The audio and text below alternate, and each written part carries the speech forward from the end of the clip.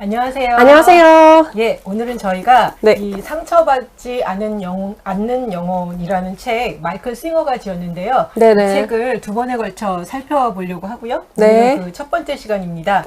이 마이클 싱어는 이분은 원래 대학교에서 경제학 네네. 했었고 경제학 이 경영학인가 경제학 이 교수로도 일을 했어요. 네네. 그러다가 우연히 그 자기 머릿속에서 어떤 소리가 들리기 시작한다. 이게 뭐냐 그러면서 불교 책도 읽고 명상을 시작하고 그래서 그런 거에 대해서 굉장히 깊이 있게 쭉 오랫동안 네. 명상을 하셨던 분이에요. 근데 네. 이분은 그냥 단순히 명상만 한 분이 아니라 사업을 하셨는데 아주 사업도 큰 성공을 거두셨다. 어떻게 보면 우리가 다 이렇게 좀 바라는 네, 그렇죠. 네? 네. 네, 그래서 그 어떤 내적인 안정도 찾고 외적인 안정도 찾고. 예, 네. 그걸 원했는데 이 아저씨가 그 이야기에 대해서 자기의 그 평생의 그 삶에 대해서 이야기를 하는데 네. 이 책이 굉장히 또 이제 인상적인 거는 뭐였냐면 이분이 사업을 하시다가 한번 그 이렇게 고소를 당했나 그랬어요. 네. 이렇게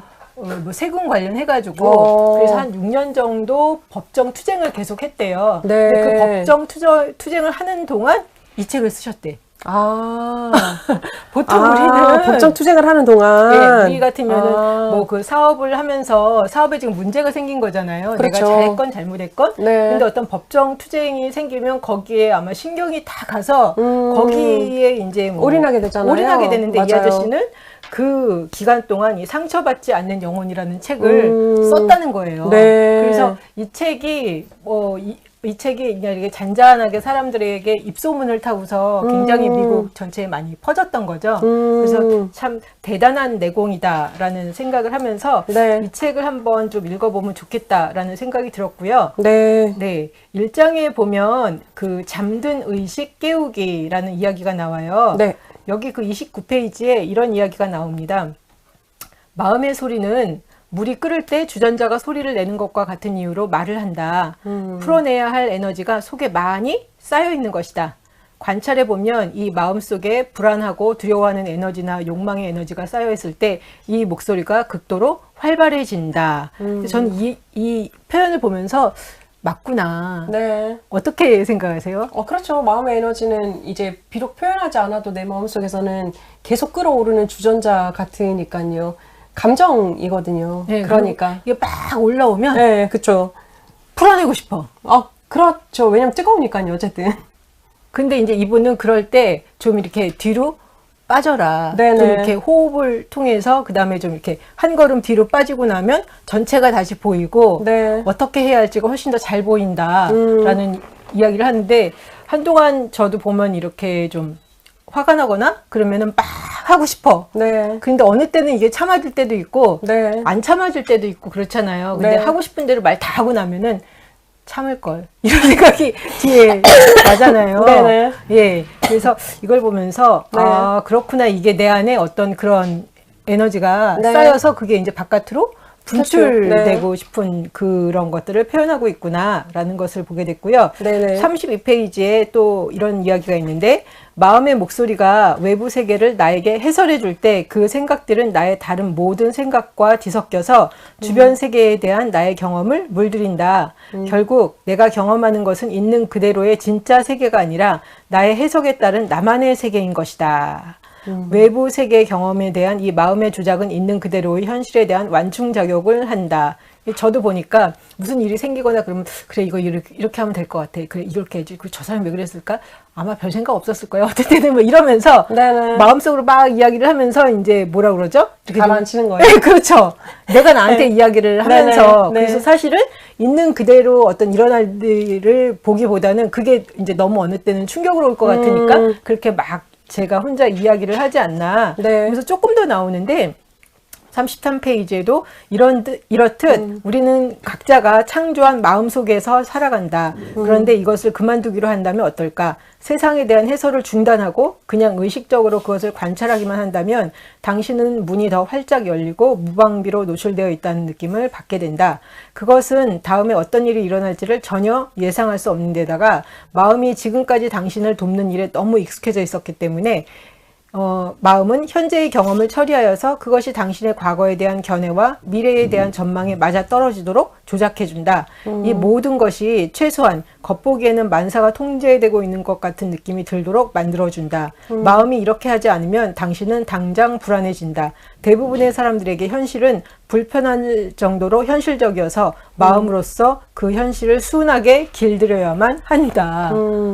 네, 그래서 제가 보니까 제가 많은 때, 대부분의 때 이러고 살지 않았나라는 생각이 들더라고요. 있는 그대로 딱 봤을 때, 어느 때는 이거를 받아들이기 힘드니까, 네네. 나름의 재해석을 하는 거죠. 제 나름대로. 그쵸. 예. 네. 방어책이잖아요. 살고자 함이니까, 사실. 그런 거죠. 선생님은 어떠세요? 저는 감정이 이제 올라오면, 어떨 때는 그냥 감정에 그냥 젖어들도록 허용을 해주기도 하고요. 어떨 때는 그냥 감정을 바라보기도 하고요. 두 가지를 다 사용하고 있죠. 이렇게 뭐 막 자기한테 이야기를 하거나 이렇게 다시 생각해보거나 이런 일은 없으세요? 감정에 빠져들면 이제 그 방법을 쓰긴 하죠. 왜냐하면 이제 그거는 이제 감정을 그냥 조금 멀리 떨어져서 볼 수 있는 건 사실 마음의 여유가 있을 때 혹은 내가 이제 편안할 때 아니면 좀 더 이제 그렇게 막 연관이 되지 않을 때는 가능하잖아요. 그러니까 그럴 때가 아니고서는 그냥 혼자서 계속 생각을 하면 이제 근데 그건 있어요. 이제 생각이 떠오르고 자기 대화를 하는데 떠오르면 이제 잘라내죠. 그만하자. 왜냐면 어차피 생각은 꼬리에 꼬리를 그렇죠. 무는 거예요. 예, 감자 하나 뽑았는데 막 쭉 달려 나오잖아요. 감자들이 땅속에서. 그 생각이 그런 거거든요. 그래서 이제 그만하자. 왜냐면 뭐 다른 사람 때문에 사실 감정이 상하는 거잖아요. 내가 상하는 게 아니라 그러면 그 사람하고 이야기를 하지 않았는데 하는 생각이나 내 추측들은 내 관점에서 보는 것일 가능성이 많기 때문에 그거는 유용하지가 않거든요. 그래서 그렇죠. 저는 잘라내기. 저는 때로는 이렇게 이렇게 감정들이 보일 때 그럴 때도 있어요. 난리가 나고 있구나. 본인 감정 보시면서 그런 네, 막 이게 느낌 뭐 거예요? 막 네네. 이렇게 올라올 때, 야, 참 난리가 나고 있구나. 네. 어느 때는 이제 그런 내 모습이 네. 이제 보이기도 하고, 근데 원래 그런 거구나. 근데 지금 선생님이랑 얘기하면서 저한테 이렇게 드는 생각은 뭐였냐면, 네. 근데 저는 이렇게 난리가 나고 있으면 그냥 난리가 나고 있구나 그 자체를 보면 되는데, 네. 제 마음에 그런 생각이 있었던 것 같아요. 이렇게 난리가 나면 안 된다. 되고 네. 항상 평온해야 되고 내가 네. 감정을 바라본다는 거는 내 자신이 평온해야 되고 화도 안 내고 짜증도 안 내고 완벽하게 모든 상황에 항상 평정을 유지해야 된다. 근데 실제적으로 돌 붙여내요? 돌부처가 되는 건가요? 그런 거죠. 감정에 미동이 없다? 돌 붙여. 그런 거죠. 근데 네. 그 생각이 머리에 있으니까 이렇게 네. 막 내 감정이 들락날락하고 왔다 갔다 하고 쓸데없이 막 많은 소리들이 왔다 갔다 하면 야, 이거는 아닌데 이러면 안 되는데 막 이런 생각을 했어요. 네. 그런데 지금 선생님 말씀하신 것처럼 네. 돌부처는 아무것도 못 느끼는 거잖아요. 그렇죠. 네. 근데 제가 보니까 네. 그거를 추구하셨던 거죠. 네, 그게 좋은 거라고 생각을 했던 거예요. 맞아요. 감정이 요동치면 사실 불편하잖아요. 불편하니까. 그러니까, 네. 그리고 이렇게 요동치는 감정을 보는 저를 나도 보면서 불편하죠. 그렇죠. 네, 그건 거죠. 네. 이거 아직까지 여전히 찌질하네. 이 생각이 너무 강했는데 네. 다른 한편으로는 그 생각도 들기 시작했어요. 근데 그냥 난리 나는 거 그냥 보고 그냥 난리 났구나. 그냥 그거 자체로 인정을 해주면 되는 거구나. 맞아요. 말씀하신 대로 돌부처가 아닌 이상 네네. 막 왔다 갔다 하고 때로는 화가 날 때 화를 내도 된다. 그럼요. 근데 저는 그런 생각이 있었거든. 화나도 화내면 안 된다. 네, 맞아요. 약간 이제 우리가 그 모든 감정을 가지고 있는 존재라는 걸 계속 인정하지를 않는 거예요. 그걸 다 인정해주면 난리 나지 않다 싶어가지고 막. 그러니까요. 근데 어느 정도 인지가 있는 인간인데 인정해줘도 그러니까 약간 감정이 조금 떨어져 있다라는 것 자체를 이제 우리가 말하는 거잖아요. 아까 선생님 생각하는 것처럼 돌부처라는 개념으로 생각을 하는 거예요. 그런데 그런 개념이 아니라 화가 나고 있는 나 자신을 인지하는 거거든요. 내가 화가 났구나. 내가 지금 슬프구나.